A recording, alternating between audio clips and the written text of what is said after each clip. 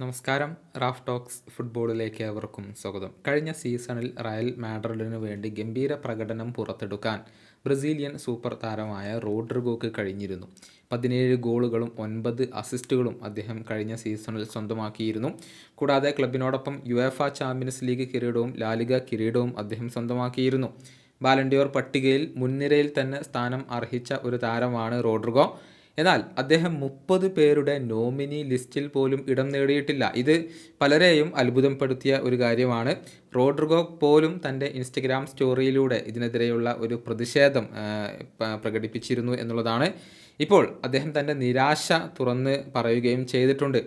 Ballon d'Or ലിസ്റ്റിൽ നിന്നും തഴയപ്പെട്ട വിഷയത്തിൽ താനാകെ അസ്വസ്ഥനാണ്, അതല്ലെങ്കിൽ തകർന്നിരിക്കുകയാണ് എന്നാണ് റോഡ്രിഗോ പറഞ്ഞിട്ടുള്ളത്.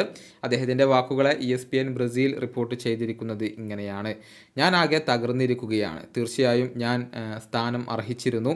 അവിടെയുള്ള താരങ്ങളെ വില കുറച്ച് കാണാൻ ഞാൻ ഉദ്ദേശിക്കുന്നില്ല. പക്ഷേ 30 പേരിൽ ഇടം നേടാൻ എനിക്ക് അർഹത ഉണ്ടായിരുന്നു എന്നാണ് ഞാൻ വിശ്വസിക്കുന്നത്.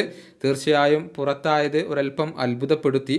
പക്ഷേ ഇതിനേക്കാൾ കൂടുതലൊന്നും തന്നെ എനിക്ക് ചെയ്യാനില്ല. ഇത്തരം കാര്യങ്ങൾ ഞാനല്ലല്ലോ തീരുമാനിക്കുന്നത്. ഏത് പൊസിഷനിലും എന്നെ പരിശീലകർ ഉപയോഗപ്പെടുത്താറുണ്ട്. ഞാനൊരു ടീം പ്ലെയറാണ്. ഇതാണ് റോഡ്രിഗോ ഇപ്പോൾ ഇതേക്കുറിച്ച് പറഞ്ഞിട്ടുള്ളത്.